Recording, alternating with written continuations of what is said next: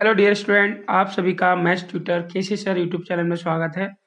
तो आज हम करेंगे एनसीईआरटी पाठ्यक्रम के प्रारूप के अनुसार हाई स्कूल बोर्ड परीक्षा गणित का अनसॉल्व पेपर करेंगे, ठीक है। जिसमें आपका सेट 1 दिया गया है।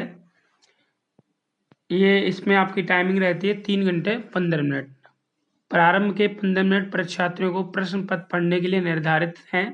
सभी प्रश्न अनिवार्य हैं। इस प्रश्न पत्र के 2 खंड हैं। खंड आ में 20 अंक के बहुविकल्पी प्रश्न हैं, ठीक है। तो पहले हम करेंगे बहुविकल्पी प्रश्न को, जिनके उत्तर ओएमआर शीट पर देने हैं। ओएमआर शीट होगी, उसमें आपको फिल करना है। ओएमआर शीट पर उत्तर अंकित किए जाने के पश्चात उसे काटे नहीं तथा इरेजर या वाइडनर आदि का प्रयोग नहीं करना है।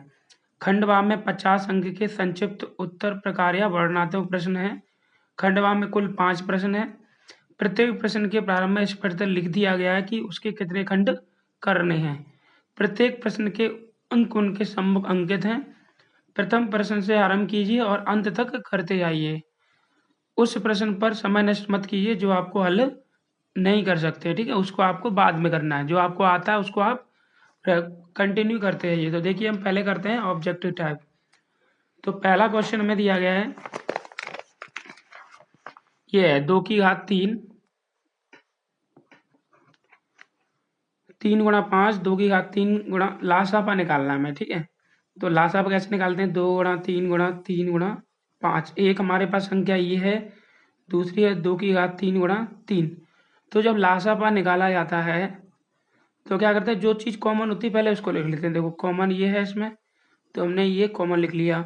ये 3 भी कॉमन है तो 3 कॉमन लिख लिया, और 5 कॉमन नहीं है तो उसको भी लिख लेंगे।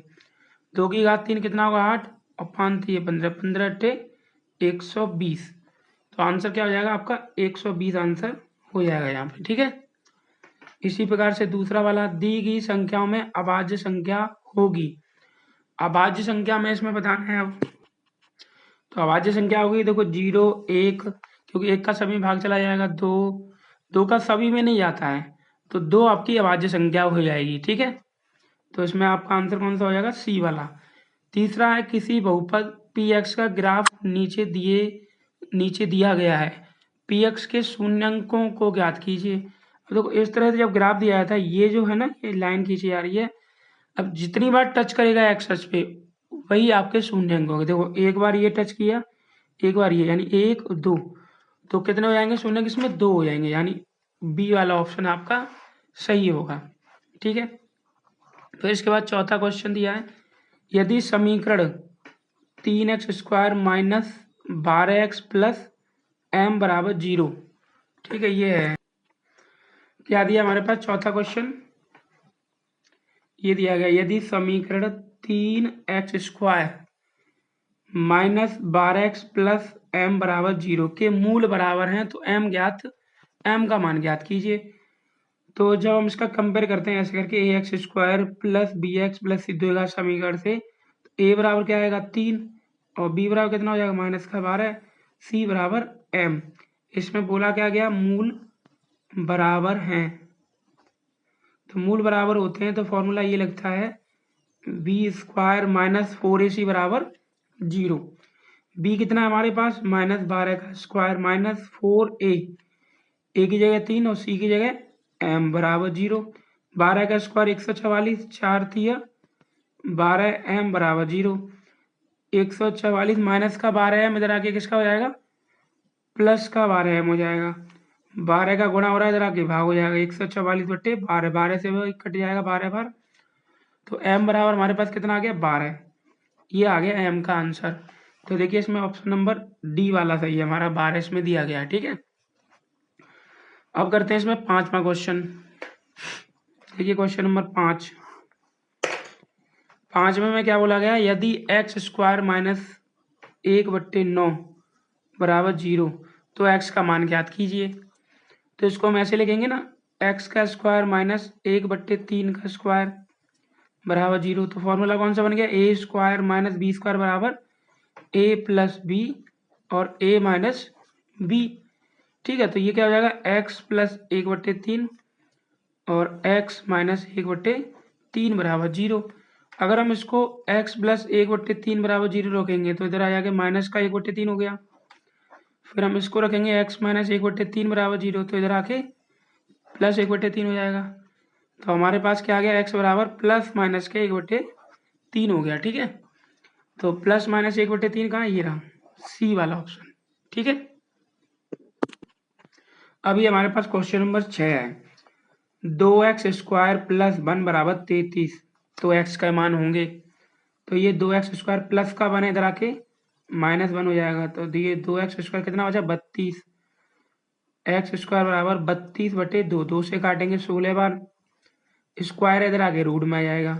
ठीक है, 16 क्या हो जाएगा, प्लस माइनस के 4, रूट से बाहर निकलेगा तो प्लस माइनस के 4 कहाँ दिया है हमारे पास ऑप्शन में, देखो ये दिया गया ऑप्शन नंबर डी, ये वाला हमारा सही हो जाएगा। ठीक है, अब हमारे पास क्वेश्चन नंबर 7, यदि समीकरण x प्लस वाई बराबर 10 का एक हल x बराबर 3m प्लस 2, ठीक है, और y बराबर कितना दिया है, 4 है, तो m का मान ज्ञात कीजिए। तो हम कैसे निकालेंगे, देखो ये हमारे पास समीकरण दिया गया है, इसमें क्या करेंगे, x और y का मान रख देंगे। ठीक है, मान रखने पर, तो मान रखेंगे तो क्या हो जाएगा, x की जगह क्या हो जाएगा, 3m प्लस 2, इसमें यहाँ पर x की जगह क्या रख देंगे, 3m प्लस 2 प्लस, और ये y की जगह क्या रख देंगे, 4 बराबर 10, तो ये 3m, 4 और 2 6 बराबर 10, तो 3m प्लस का 6 इधर आके माइनस का 6 हो जाएगा, 10 में से 6 गया 4, 3 का गुणा उधर आके भाग हो जाएगा, 4/3, m बराबर 4/3 आंसर आ जाएगा, यानी ऑप्शन नंबर ए सही है हमारा। ठीक है, अब इसके बाद आता है क्वेश्चन नंबर 8वां। 8 में क्या बोला गया है कि x अक्ष से बिंदु 2,3 की दूरी याद कीजिए। ठीक है, तो ये हमने ऐसे करके बना लिया, एक्स एच और वाई एच, ये वाला होता है एक्स एच, ये वाला होता है वाई एच होता है। ठीक है, क्या बोला गया, बिंदु 2,3, तो ये 2 और ये 3, ऐसे यहाँ पे 2 3। ठीक है,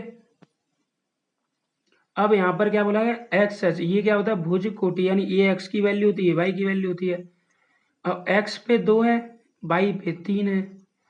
ठीक है, तो यानी कि हम यहाँ से जब इसको मैचिंग करोगे आप यहाँ पर इस तरह से, और 3 से 3 मिलाओगे, तो यहाँ पर पी पॉइंट हो जाएगा 2,3, तो यहाँ से लेके यहाँ तक की जो दूरी होगी वो कितनी होगी, 3 होगी। ठीक है, इस तरह से हम इसमें निकाल लेंगे, ये हमारा क्या हो जाएगा, 3 आंसर हो जाएगा, ऑप्शन नंबर सी वाला इसमें सही है हमारा। ठीक है, अब करते हैं क्वेश्चन नंबर 9 को।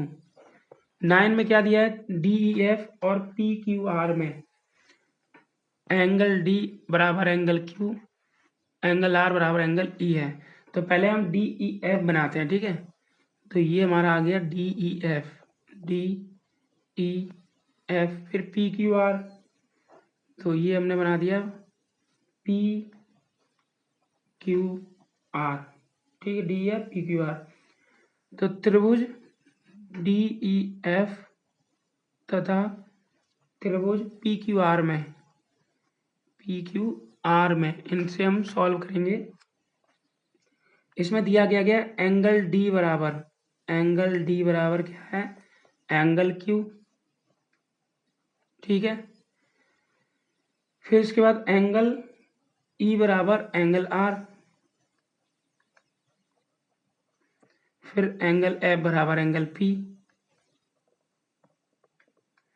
तीनों दिए हैं। अब तीनों में क्या एंगल एंगल एंगल बराबर है हमारे, अगर हम इसको इस तरह से करते हैं, इसका समरूप बनाते हैं, तो क्या होगा, D E upon Q R, फिर D F upon Q P, D F upon Q P, फिर E F upon R P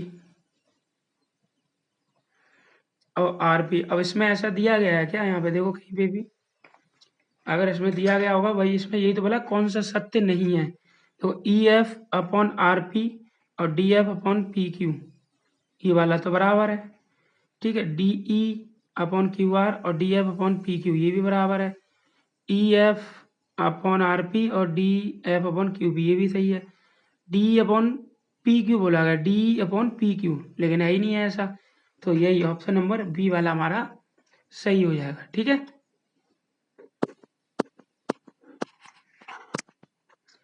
अब है हमारे पास क्वेश्चन नंबर 10 में क्या बोला गया है कि दी गई आकृति में x का मान ज्ञात कीजिए, डी ई क्या है, पैरेलल है बी सी की। तो इसमें हम क्या करेंगे, जैसे कि ये हमारे यहाँ तक की दूरी ये x है, इसमें क्या लो डी ई, यहाँ पर ये वाला ई है, ठीक है, और ये वाला क्या है, ये डी है, ये यहाँ से लेके यहाँ की दूरी x है। तो समरूप जब लिखोगे तो हम ऐसे ही लिखेंगे इसको, ए ई अपॉन में बी ई, ठीक है, बराबर ए डी अपॉन में D C, A D upon में डी सी। अब ए ई हमारे पास कितना है 6, और ई बी कितना है हमारे पास 3, ए डी कितना है 9, और डी सी कितना है एक्स, ठीक है, 3 दूनी 6, और ये 2 गुणा एक्स हो जाएगा बट्टे 9, 2 का गुणा आगे भाग हो जाएगा, 2 चौका 8, 2 पंचे 10, एक्स बराबर कितना आ गया 4.5 सेंटीमीटर।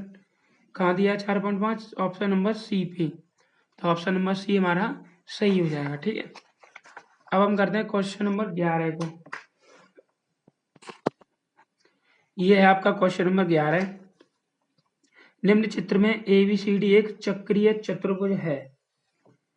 PBQ बिंदु B पर वृत्त की स्पर्श रेखा यदि एंगल DBP बराबर 55 हो तो BCD की माप ज्ञात की। ये है हमारा क्वेश्चन, इस तरह से हमारा फिगर बनेगा इसमें। ठीक है, तो इसमें क्या देखो PBO ऐसे करके लेंगे हम, PBO बराबर कितना है, ये 90 डिग्री का है।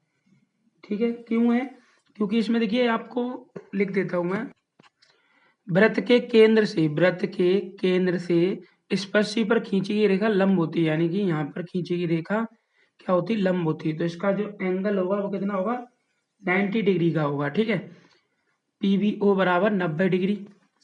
अब इसमें क्या है, यहाँ पर हमारे पास 55 डिग्री दिया गया पहले से, ये 90 डिग्री हो गया यहाँ पे 90, तो 55 प्लस, और ये x वैल्यू आपको पहले से दी गई है यहाँ पर, यहाँ हमने क्या मान लिया x, या x मान लो या कोई भी एंगल मान लो, यहाँ पे यहाँ मान लिया हमने अल्फा थीटा मान लिया, चलो थीटा इधर थीटा मान लिया, थीटा बराबर क्या है 90 डिग्री, तो इधर क्या हो जाएगा 90 माइनस 55, तो कितना बचेगा, 90 में से 55 जाएगा तो 35 डिग्री, तो ये हमारे पास आ गया थीटा 35 डिग्री आ गया। ठीक है, फिर आगे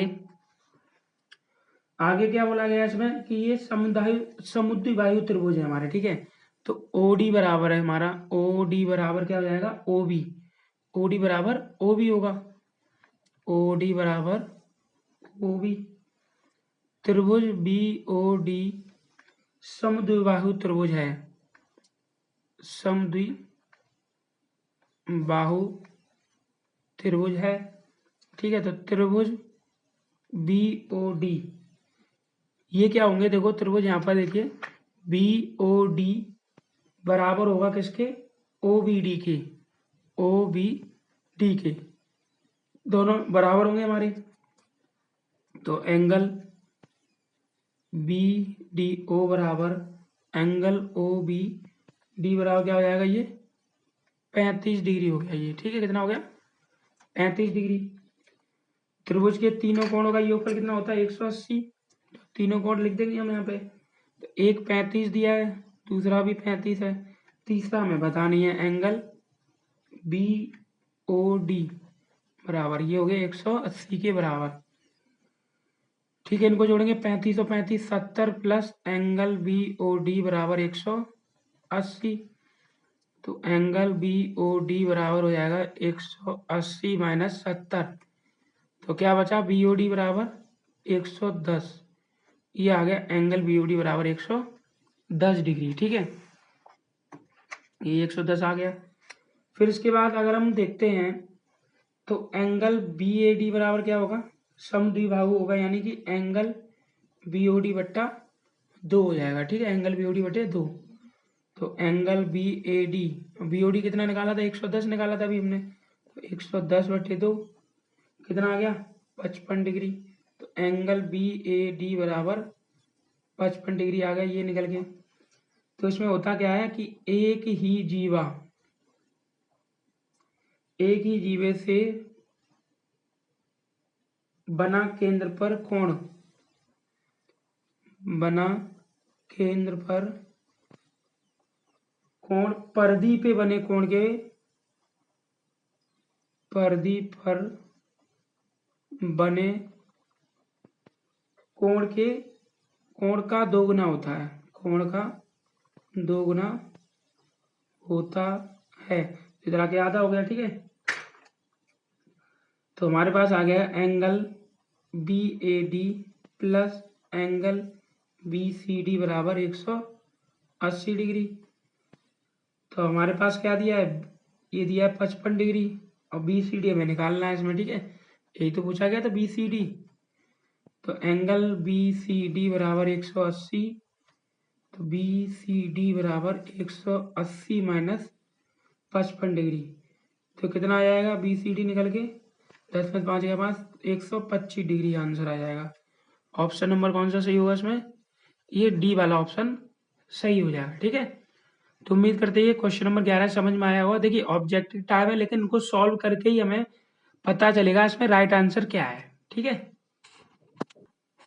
अब है क्वेश्चन नंबर 12। निम्न चित्र में ओ वृत्त का केंद्र है, ये वृत्त का केंद्र है, वह बिंदु पी से पी ए तथा पी बी स्पर्श रेखाएं खींची गई हैं। यदि एंगल ए सी बी, कौन सा, ए सी बी 50 डिग्री हो तो एंगल ए पी बी की माप ज्ञात कीजिए। हमें क्या ज्ञात करना है, ए पी बी ज्ञात करके बताना है। ठीक है, तो देखो कैसे करेंगे।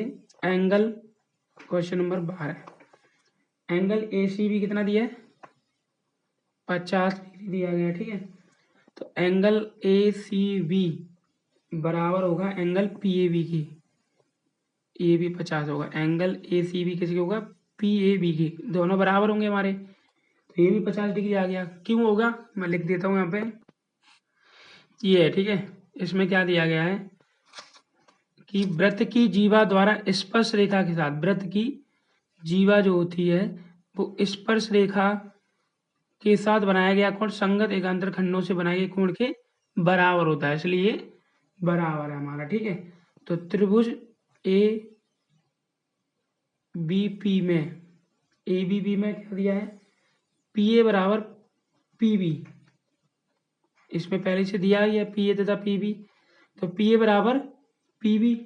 ठीक है, तो एंगल जब दो भुजाएं बराबर तो उनके कोण भी बराबर होंगे, तो एंगल पी ए बी बराबर एंगल पी बी ए, क्योंकि त्रिभुज के समान भुजा के, त्रिभुज के समान भुजा के सम्मुख कोण समान होते हैं, सम्मुख कोण समान होते हैं। ठीक है, जैसा अभी आपको बताया था, अगर उनकी भुजाएं बराबर है तो उनके कोण भी बराबर होंगे। तो एंगल पी बी ए बराबर हमें दिया गया 50 डिग्री।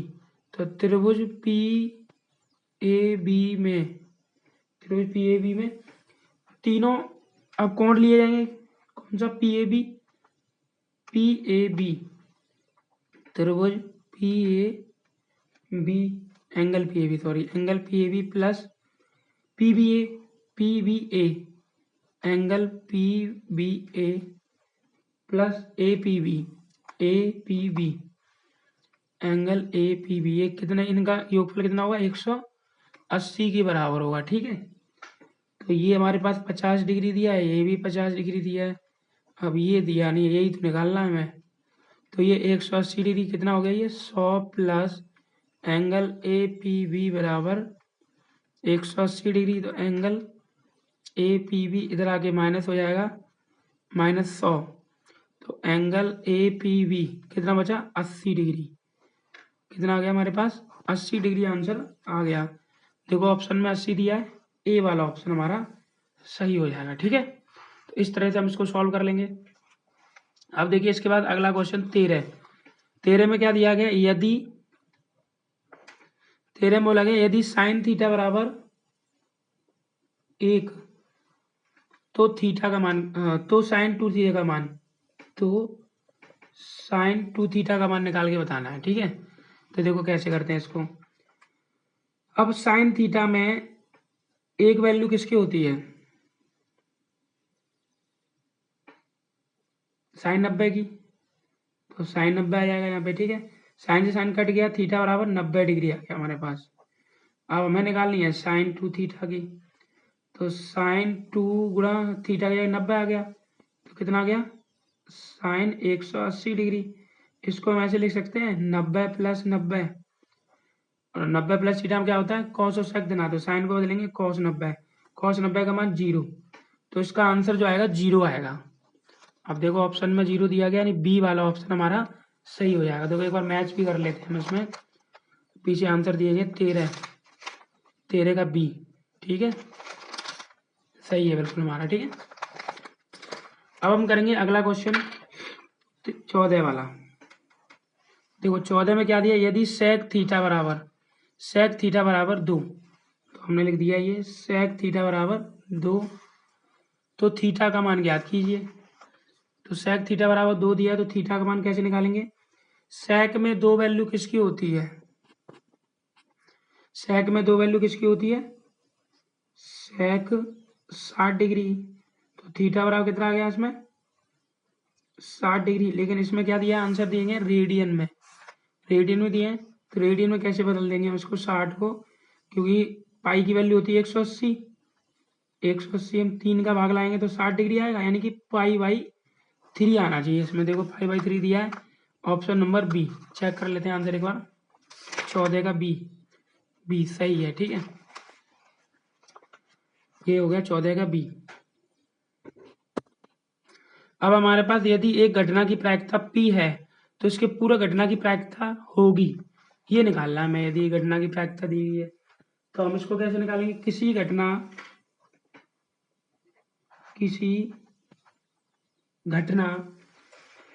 A की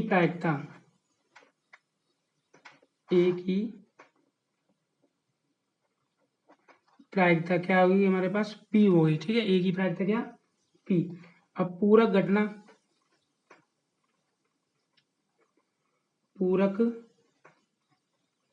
घटना की प्रायिकता, इसको हमने मान लिया P डैश। ठीक है, क्या मान लिया, P डैश। अब क्या होता है, का दोनों का सम जो होता है, पूरा घटना और घटना का सम होता है 1, तो P प्लस P डैश बराबर क्या हो जाएगा 1। ठीक है, हमें क्या निकालना, पूरा घटना निकालना, तो P डैश बराबर क्या हो जाएगा 1 माइनस P, यही हमारा आंसर हो जाएगा।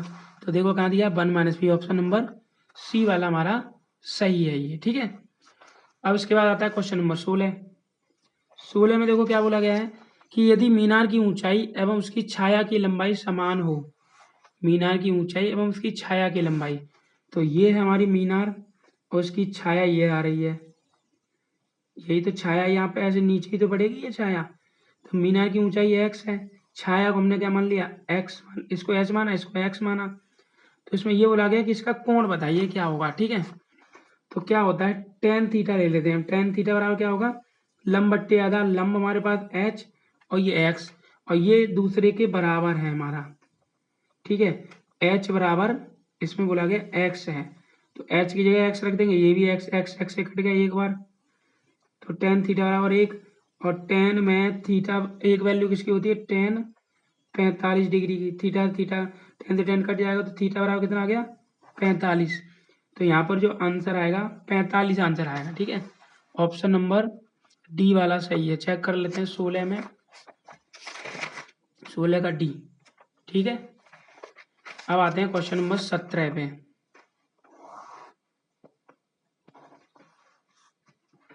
17 में क्या बोला गया, यदि चित्र में त्रिज्यखंड, ये त्रिज्यखंड दिया गया है, OAB की माप हमें बतानी है। ठीक है, तो देखो कैसे करते हैं इसको। इसमें दिया गया थीटा बराबर 60 डिग्री। ठीक है, इसमें देखो एक गलती दी है यहाँ पर, ये ना ये 7 सेंटीमीटर होगा, तभी ये क्वेश्चन होगा। तुम्हारी त्रिज्या दी गई है जो, वो 7 सेंटीमीटर होगा आर, ठीक है। तभी तो ये पूरा सर्कल होगा ये। तो यहाँ पे हम लिख देंगे त्रिज्या आर बराबर 7 सेंटीमीटर, ठीक है। तो फॉर्मूला होता है त्रिज्य खंड, त्रिज्य खंड ओ ए बी का परिमाप, ओ ए बी का परिमाप बराबर होगा पाई आर थीटा अपॉन में 180 प्लस 2r। पाई की वैल्यू 22/7, आर हमारे पास 7, थीटा हमारे पास 60 डिग्री अपॉन में 180 डिग्री प्लस 2 गुणा 7, ये 0 से 0 कटेगा, 6 थी 18, 3 7 से 7 कट गया, 22/3 प्लस 2 सत्ते 14, इसके नीचे 1 रखेंगे हम, 3 एलसीएम लिया, 22 प्लस 14 थी 42, कितना बचा 2 2 4, 64/3 कटेगा तो है नहीं सेंटीमीटर, तो 64/3 इसमें दिया गया ऑप्शन में। ये ऑप्शन नंबर ए हमारा सही हो जाएगा, ठीक है।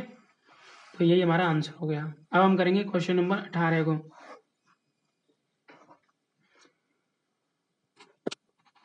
18 में क्या दिया, मान 3 घन जिनकी कोरें दी है 3, 4 और 5 सेंटीमीटर है को जोड़कर एक घन बनाया गया है, तब इस प्रकार बने घन की सबसे बड़ी कोर ज्ञात कीजिए। तो माना नए घन की कोर, माना नए घन की कोर को हमने क्या मान लिया, x मान लिया, ठीक है। तो नए घन का आयतन, नए घन का आयतन बराबर क्या होगा, तीनों घन के आयतन का योग, घन के आयतन का योग हो गया, ठीक है।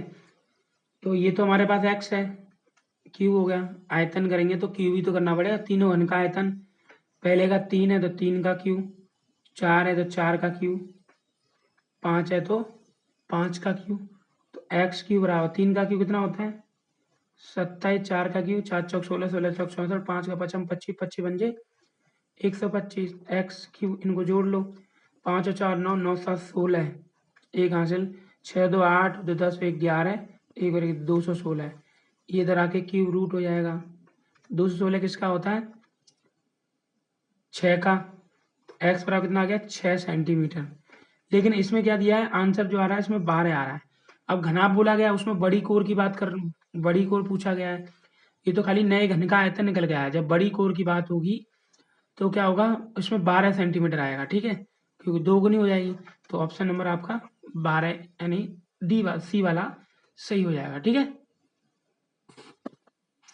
अब हमारे पास क्वेश्चन नंबर 19, निम्नलिखित बंटन के लिए वर्ग दिया, बारंबारता दी है, हमें इसमें निकालना क्या है, इसमें निकालना है बहुलक वर्ग और मध्यका वर्ग के निम्न सीमाओं का योग क्या है, ये पूछा गया है, ठीक है। तो देखो कैसे करते हैं इसमें। तो ये है हमारे पास वर्ग, ठीक है, वर्ग क्या दिया है 0 5 और ये 5 10 10 15 और 15 20 और ये 20 से 25, 20 से 25, ठीक है। फिर इसके बाद क्या दिया बारंबारता, बारंबारता क्या दिया 0 से 5 कितनी बार दिया है 10 बार, 5 से 10 दिया है 15 बार, 10 से 15 दिया है 12 बार और 15 से 20 दिया है 20 बार और ये 9 बार। फिर इसमें आएगी संचयी बारंबारता, संचयी बारंबारता। तो देखो संचयी बारंबारता कैसे निकालते हैं, पहले तो ये हमारा 10 आ गया, फिर 15 और 10 25, 25 और 12 कितना आ जाएगा 37, 37 और 20 57, 57 और 9 66, इस तरह से आ जाएगी संचयी बारंबारता, ठीक है। इसमें क्या बोला गया है बहुलक वर्ग, और क्या बोलना है बहुलक वर्ग निकालना है, और क्या निकालना है इसमें मध्यका वर्ग की निम्न सीमाओं का योग बताना है। तो देखो कैसे करते हैं इसमें। तो बहुलक वर्ग क्या होगा, जो ज्यादा बार दिया जाएगा, बहुलक वर्ग सबसे ज्यादा बार क्या दिया जा रहा है इसमें देखो 15 20 20 दिया जा रहा है, यानी कि 15 से 20, 15 से 20 हो गया। इसकी निम्न सीमा क्या होगी? निम्न सीमा बोला गया है, यानी जो छोटी वाली यानी 15 होगी इसकी निम्न सीमा। ठीक है, अब इसमें अगर हम देखते हैं इसके बाद n बराबर क्या होगा इसमें? 66। ठीक है, अगर इसका n/2 किया जाएगा, 66/2 कितना आएगा? 33। अब इसमें जो हमारे पास निकालना पड़ेगा मध्य का वर्ग, वो क्या होगा? 33 से छोटा आएगा। 33 से छोटा कहाँ? ये वाला है। 33 से छोटा यही तो है, 37 के बीच में आएगा, यानी कि ये 10 से 15। तो मध्य का वर्ग क्या आएगा? मध्य का वर्ग आ जाएगा आपका 10 से 15 आएगा। ठीक है, इसमें भी निम्न सीमा पूछी गई है, तो निम्न सीमा क्या हो जाएगी? 10। अब इनका निम्न सीमा का योग बताना है इसमें, तो निम्न सीमा का योग, निम्न सीमा 10 और इसमें कितनी है? 15। तो 10 + 15 कितना हो जाएगा? 25। 25 आंसर आएगा इसमें। ठीक है, 10 + 15 25। देखो ऑप्शन ये रहा, निम्न सीमाओं का योग, यही तो बोला गया है 25। ऑप्शन नंबर बी वाला हमारा सही हो जाएगा। ठीक है, ओके। अब हमारे पास लास्ट क्वेश्चन बचता है ऑब्जेक्टिव टाइप का 20वां। इसको और सॉल्व करते हैं। इसमें क्या बोला गया है? किसी थैले में कुछ टिकट हैं, किसी थैले में कुछ टिकट हैं जिन पर 1 से 40 तक संख्याएं अंकित हैं। इनमें से यादृच्छिक रूप से एक टिकट निकाला जाता है। इसकी प्रायिकता के निकाले गए इस टिकट की संख्या 5 का गुणज हो, निम्नलिखित हैं। ठीक है, तो इसमें क्या बनेगी? जैसे 1 2 40 तक, इसी तरह से तो बनेगा, श्रृंखला ऐसी बनेगी हमारी इसमें। ठीक है, तो इसमें कुल संख्या कितनी होगी? कुल संख्या होगी हमारी 40। अब 5 के गुणज बोला गया, 5 के गुणज क्या होंगे? 5 10 15 20 25 30 35 और 40, यही तो होंगे 5 के गुणज। ठीक है, ये हो गए 5 के गुणज। अनुकूल घटनाएं, अनुकूल घटनाएं 8 कितनी है? 1 2 3 4 5 6 7 8। ठीक है, 8 होंगी। तो इसमें क्या करेंगे? प्रायिकता, इसकी प्रायिकता निकालेंगे। अनुकूल घटनाएं, अनुकूल घटनाएं अपॉन में कुल घटना। अनुकूल घटना हमारे पास है 8 और कुल घटना कितनी है? कुल घटना ये रही 40। 8 × 8 8 × 40 कितना आ गया आंसर? 1/5 आएगा। देखो ऑप्शन में 1/5 कहाँ दिया? ए वाला। तो इस तरह से हमने सभी ऑब्जेक्टिव टाइप को कर लिए। अगर आप ऑब्जेक्टिव टाइप को आसानी से बहुत ही बेहतरीन तरह से कर सकते हैं तो ये आपके 20 में से 20 नंबर आपके पूरे आराम से आ जाएंगे। ठीक है, अब हम करेंगे इसके आगे के खंड नेक्स्ट वीडियो में। तो इस वीडियो को आप अपने सभी दोस्तों के साथ शेयर करना। मिलते हैं आपको नेक्स्ट क्लास में।